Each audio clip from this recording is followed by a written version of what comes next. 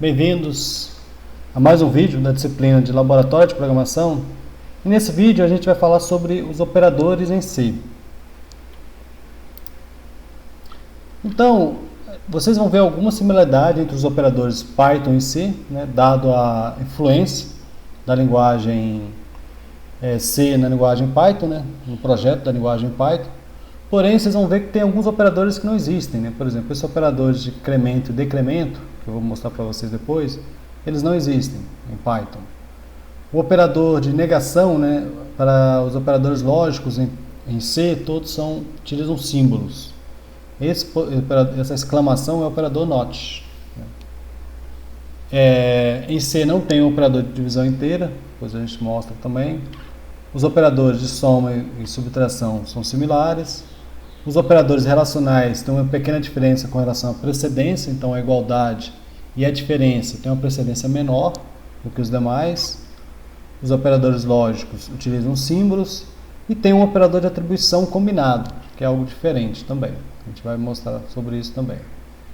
Aqui, né, pegando do próprio livro, ele destaca algumas coisas, né, que chama atenção para quem sai da linguagem Python e vem para a linguagem C.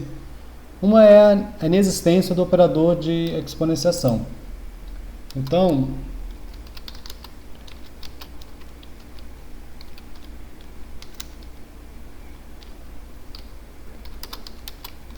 ele não vai reconhecer esse operador aqui de exponenciação. Não existe esse operador. Esse operador aqui, existe um outro significado desse operador dentro da linguagem, a gente vai ver depois. Mas se eu quero elevar, por exemplo, 2 elevado a 3, eu tenho que usar uma função power de 2 elevado a 3. E aí quando eu faço isso, né, ele vai imprimir para mim corretamente. Olha, ele imprimiu 8, ele compilou, mas ele me deu alguns warnings aqui. Isso indicando que eu não incluí o cabeçalho, né, dessa função. E onde que ele está? Ele está nesse arquivo aqui, math.h. A gente vai falar sobre esses arquivos de cabeçalhos depois com vocês também. Então agora a gente vai compilar e rodar sem nenhum warning. Em C é muito importante, quando a gente está programando em C profissionalmente mesmo, evitar ter warnings, porque o warning vai só sujando. E alguns warnings são extremamente perigosos. Então, no momento que você deixou 1, deixou 2, 3, a tendência é só aumentar e depois você vai se perder naquela quantidade enorme de warnings e vai ter coisas bastante perigosas ali que você vai estar passando e vai dar erros em tempo de execução.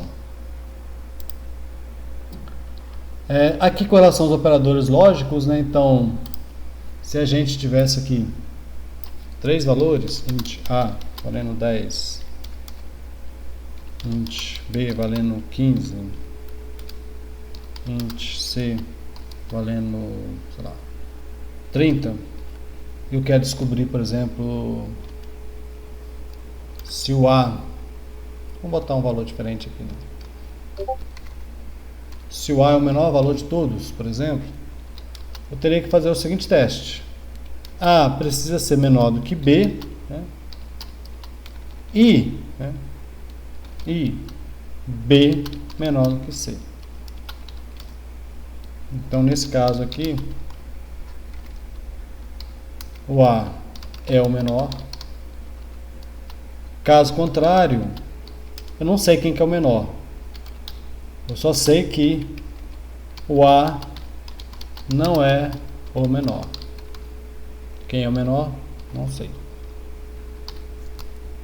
Com esse teste aqui a gente não consegue saber isso, né? O ponto e vírgula, né? A gente esquecendo aqui, tá achando que está programando JavaScript. Então, obviamente, o A não é menor, né? Tá certo ali, né? Porque eu sei que é o menor de todos, né? Então eu tenho aqui um operador lógico. Então aqui eu preciso botar só, sei lá, falou 20. O A agora é o menor, né? Então, o operador lógico AND, né? O E lógico, é expresso desta maneira.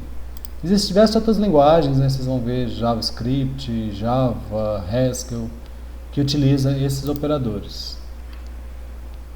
Então ele destaca aqui com relação ao nível de precedência, né, do NOT, que é diferente, né, do Python. Então o NOT tem uma precedência maior do que os outros operandos. E aí, quando você não quer isso, você vai ter que usar parênteses para definir, né, essa ordem de precedência. Os operadores de incremento, né? Então aqui está faltando um menos aqui. Então os operadores de incremento mais, menos,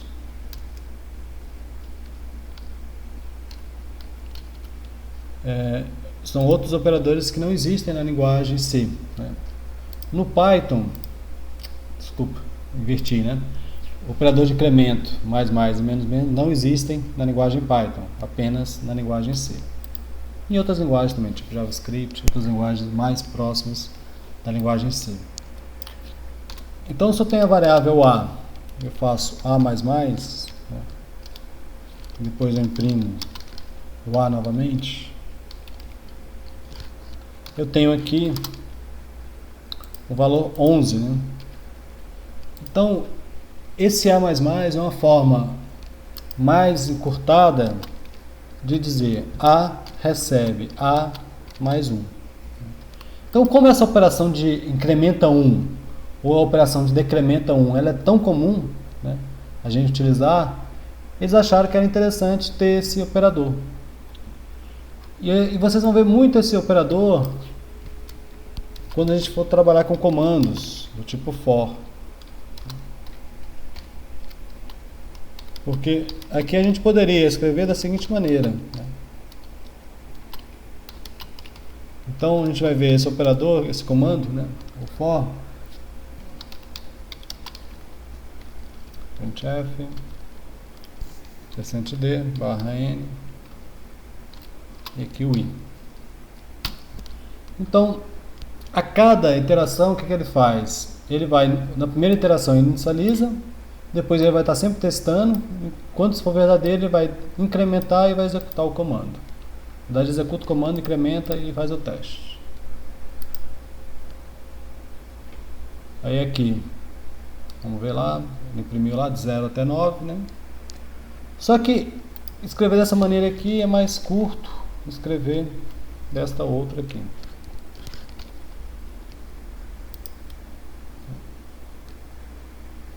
E essa forma é uma forma mais indicada para vocês usar dentro do for. Além de ser mais encurtada, ela também é mais eficiente com questões de compilador.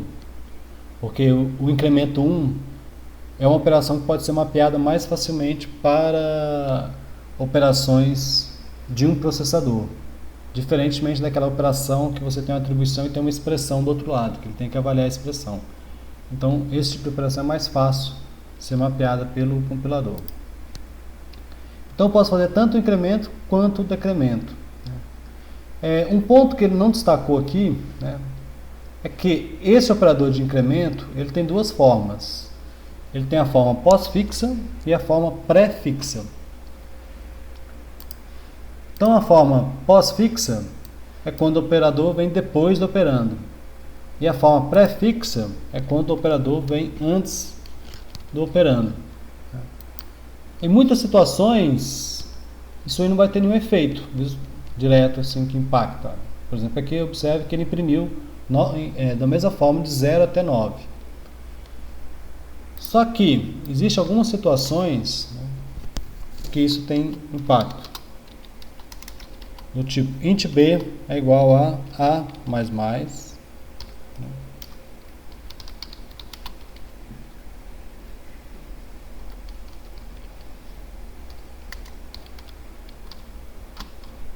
Então, qual que é o valor de b? Então, quando eu faço essa operação, né, que é uma operação, então b recebe a mais mais, e a mais mais também tem ali uma atribuição, né? Então a mais mais significa a igual a A mais 1. A questão é quando que ele vai fazer a atribuição do a primeiro, né? Se vai fazer antes ou depois para fazer a atribuição do b. Quando eu coloco pós-fixo, ele faz primeiro a atribuição do a para o b e depois ele faz a atribuição do a. Então nesse caso aqui o b continua valendo 10. Quando eu uso na outra forma, na forma pré-fixa, ele vai fazer essa operação antes. Primeiro ele vai fazer a operação do A, incrementar e atualizar o valor do A, e só depois ele vai atribuir esse valor para B. Então o valor de B é 11. Então, em algumas situações, a posição, se é pré-fixo ou pós-fixo, pode afetar o resultado final. Vocês estão vendo o vídeo agora? Provavelmente eu vou adicionar essa questão aqui, atualizar esses comentários com relação a essa forma pré-fixa e pós-fixa, né? O operador de divisão, né, também é algo diferente, né, que no caso do Python 3, existe aquele operador de divisão inteira. Porque no Python 3, esse operador, esse símbolo, sempre faz a divisão real, que retorna o valor float ou double, né? Aqui não. Aqui a gente tem que ter muito cuidado, porque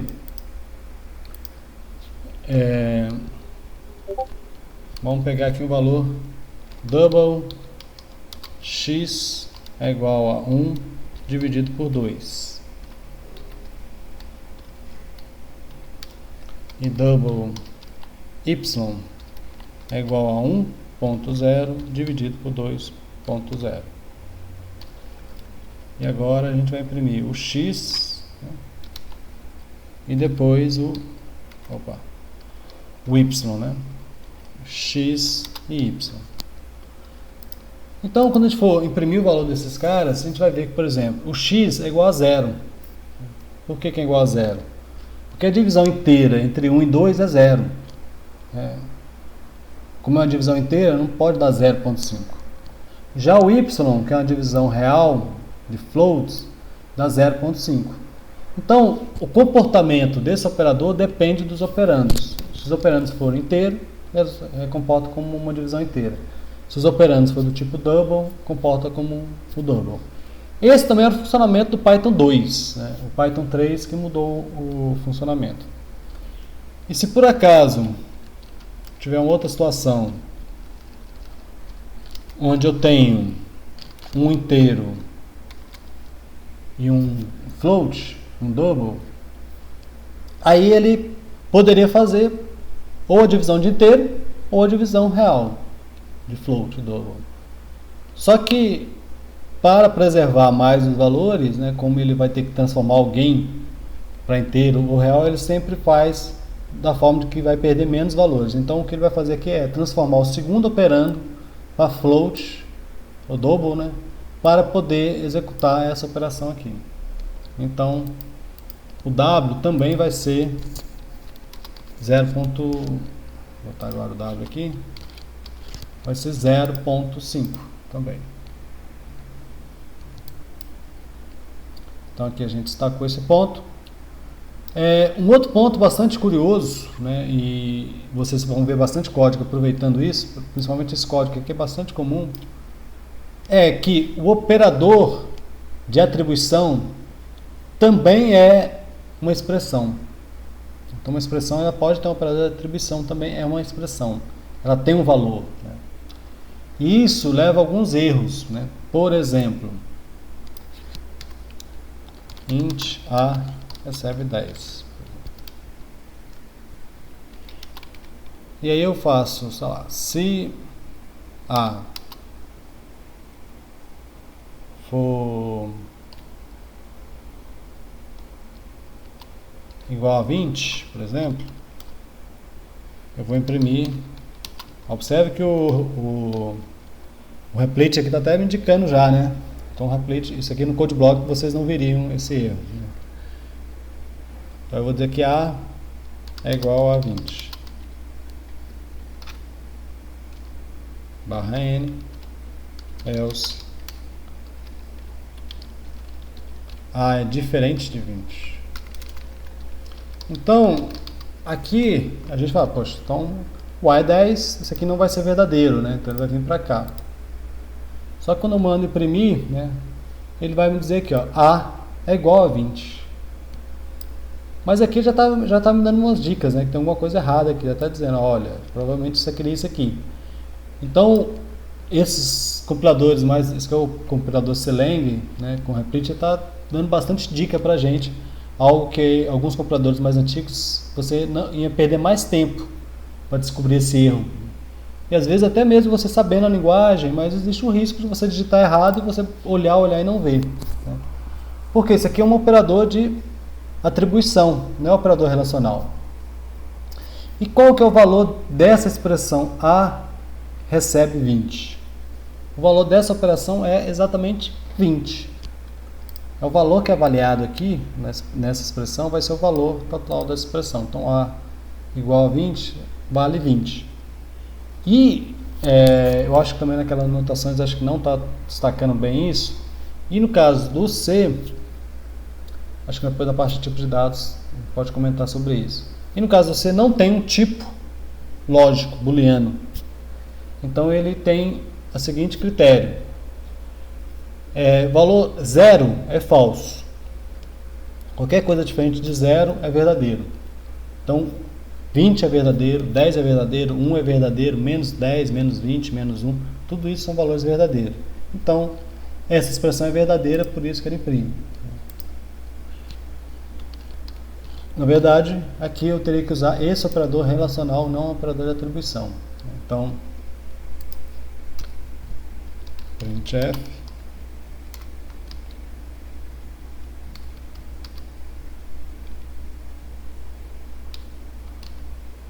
então, se eu coloco aqui A recebe a 15, né, o valor dessa expressão é 15. Então, a atribuição também faz parte da expressão, que é algo diferente, né, da linguagem. Então ele compila, né, só que hoje em dia ele indica alguns warnings ali. Né. E aí, por causa dessa característica, você vai ver um código parecido com esse aqui. Então, para esse comando aqui, né, ele está lendo, né, aqui no caso, lendo do teclado mesmo, na entrada padrão. E aí o A recebe o caractere que está sendo lido, né, e ao mesmo tempo ele está verificando se esse caractere recebido, né, que vai ser o resultado dessa expressão, é diferente de final de arquivo, end of file. Então ele consegue fazer ao mesmo tempo essas duas operações aqui. Então essa é uma outra característica diferente da linguagem com relação a isso. Aí o ponto que ele não destacou foi com relação a esses operadores combinados, né? Então acho que eu poderia destacar aqui também sobre esses operadores combinados. Então a gente tem operadores de incrementos, né? A, por exemplo, A++. A++ significa que A recebe A mais 1. Mas aqui eu estou fazendo A recebe A mais 1. E se eu quisesse fazer que A recebe A mais 20, A mais 30, né? Então, existe uma outra forma que é a seguinte. A, né, mais igual a 20. E aí eu estou dizendo, olha, pega o valor atual de A e adicione 20 a ele. E atribuo agora para o A. Então eu não preciso aqui escrever novamente o A. Né? Então isso aqui seria a mesma coisa que A recebe A mais 20. O A já estava com 10, foi para 11, né? Agora está com 31. Então isso é igual a A mais 20. Para uma variável como A ou I, né, uma variável, isso não tem muita diferença, né? Mas se você tivesse, por acaso, por exemplo, o total de peças,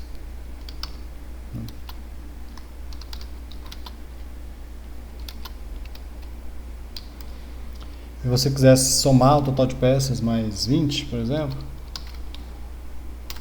aí você tem aí uma certa diferença, né? Um ganho aqui de escrita, né?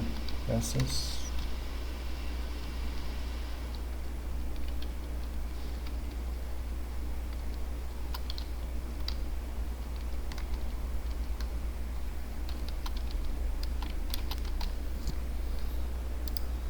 Então, essa operação aqui já fica mais interessante, né? Total de peças mais igual a 20 do que total de peças igual a total de peças mais 20. Então, é aí um outro operador que a gente pode indicar aqui. Então aqui a gente encerra esse vídeo sobre operadores em si.